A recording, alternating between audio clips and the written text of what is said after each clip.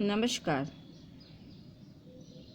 आज हम शुकनाशोपदेश के क्रम में राजाओं के अवगुणों का अध्ययन करेंगे। इस गद्यांश में राजा के दोषों का परिगणन किया गया है। राजलक्ष्मी आने के बाद वह कैसे मत्त हो जाते हैं और धूर्तों के चक्कर में आ जाते हैं। धूर्त लोग राजाओं के आसपास इसी ताक में रहते हैं कि कब वे राजाओं को अनर्गल बातें सिखाएं। इसी प्रसंग में वे धूर्त लोग राजाओं के अवगुणों को गुणों के रूप में स्वीकार करते हुए राजाओं की हामी हाँ मिलाते रहते हैं। इससे राजा अपने आप को अलौकिक शक्ति संपन्न समझने लगते हैं। उसी का यहाँ पर अध्ययन किया जा रहा है। अपरे तु स्वार्थ निष्पादन परे धन पिशित ग्रास गृधेर आस्थान नलिनी बके। अप्रेतु कुछ लोग जो राजाओं के आसपास होते हैं उनमें से कुछ लोग स्वार्थ निष्पादन परे अपने स्वार्थों की पूर्ति में लगे रहते हैं और धन पिशित ग्रास धन रूपी पिशित मांस को ग्रास खाने के लिए गधे गिद्ध के समान आस्थान स्थान की खोज करते हैं, मौके की तलाश करते हैं। नलिनी बके कमलिनी वन में बगुले के समान। जिस प्रकार कमलिनी वन में बगुला पत्तों की आड़ में छुपकर बैठ जाता है और अवसर की तलाश में रहता है, शिकार के अवसर की तलाश में रहता है, उसी प्रकार राजाओं के आसपास भी धूर्त लोग अवसर की तलाश में रहते हैं और वे धूर्त लोग राजा के अवगुणों को गुणों के रूप में स्वीकार करते हुए उनकी हाँ में हाँ मिलाते रहते हैं। जैसे कि धूत जुआ खेलना अवगुण है, लेकिन उस अवगुण को धूर्त लोग क्या बोलते हैं कि धूत विनोदम इति, जुआ खेलना तो मनोविनोद है। परदाराभिगमनम वैदग्ध्यम इति, परदारा पराई स्त्री के पास अभिगमनम जाना वैदग्ध्यम इति चतुराई है। मृगया श्रम इति, मृगया शिकार खेलना श्रम इति परिश्रम है।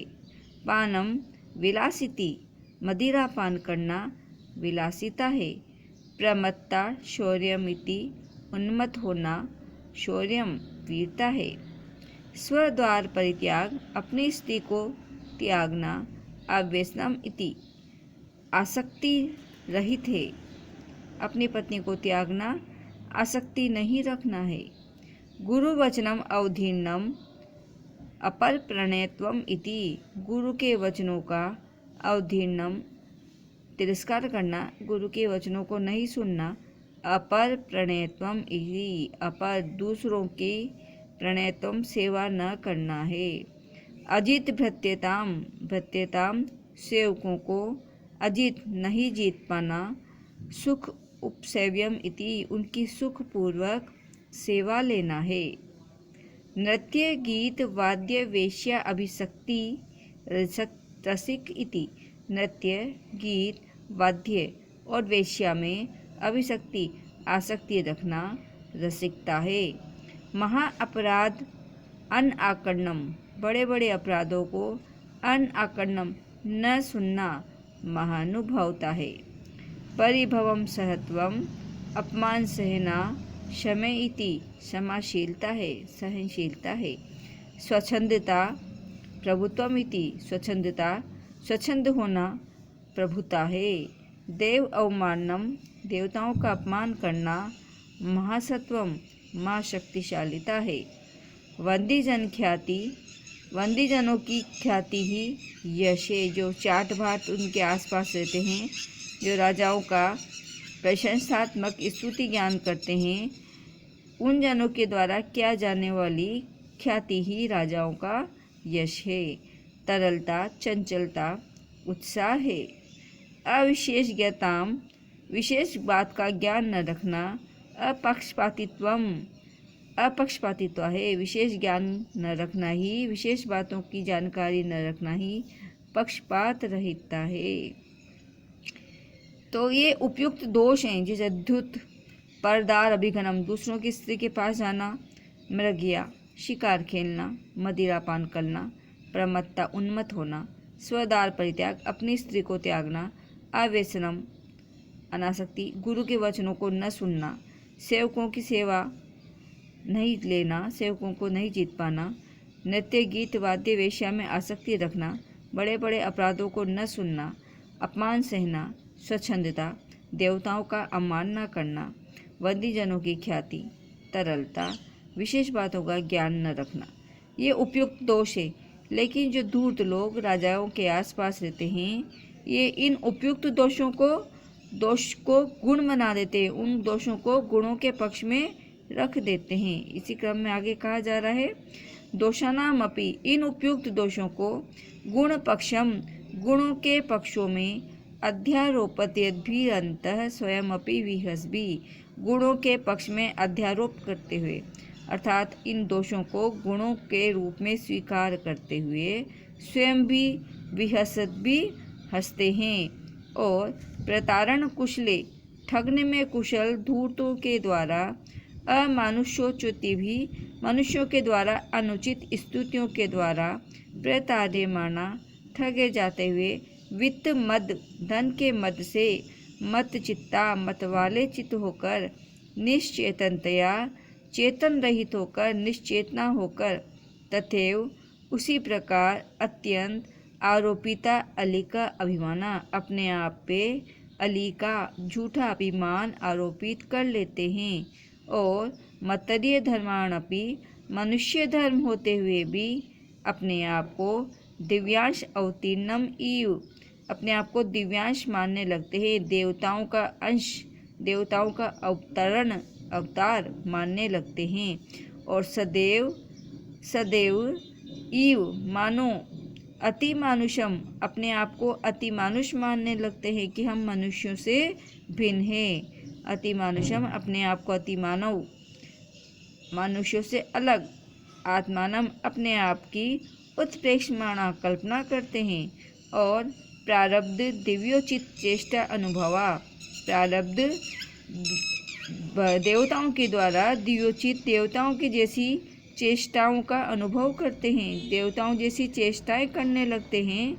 और सर्वजनस्य उपहास्यताम उपयान्ति, सभी जनों के उपहास के पात्र बन जाते हैं। और आत्मविडंबना अनुजीविना जनेन क्रियमाणा भी नंदंती, आत्मविडंबना, आत्म प्रशंसा जो कि अनुजीवी सेवक जनों के द्वारा किया जाती है, उसको सुनकर नंदंती, प्रसन्न होते हैं। तो उपयुक्त गद्यांश में यहाँ पर धूर्तों के द्वारा अवगुणों को गुणों के रूप में स्वीकार करके राजाओं को प्रशंसात्मक वचन कहकर उनको मत बनाया गया है। राजा प्रशंसात्मक वचन सुन करके मत बन जाते हैं।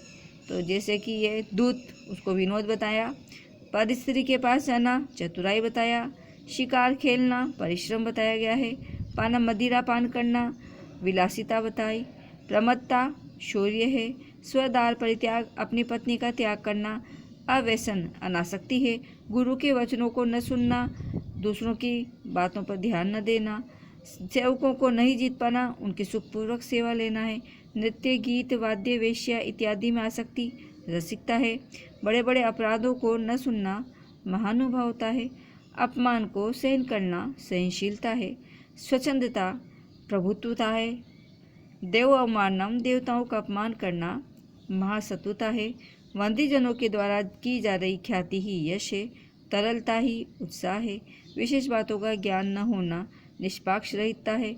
तो इस प्रकार उपयुक्त जो दोष हैं, उन दोषों को गुणों के पक्ष में आरोपित कर देते हैं। कौन? धूर्त लोग, जो कि राजाओं के आसपास बैठे रहते हैं और वे अपने स्वार्थों की पूर्ति में लगे रहते हैं।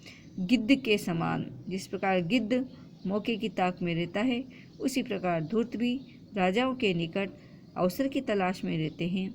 और जिस तरह कमलिनी वन्य बगुला छिप करके अवसर की तलाश में रहता है, उसी प्रकार धूर्त लोग भी राजाओं के आसपास अवसर की तलाश में रहते हैं और इन उपयुक्त अवगुणों को गुण के पक्ष में आरोपित करते हैं, गुण के पक्ष में स्वीकार करते हुए राजाओं की हाँ में हाँ मिलाते हैं और राजा अपने आप को अलौकिक शक्ति संपन्न समझने लगते हैं।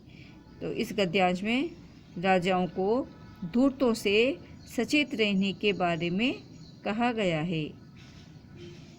धन्यवाद।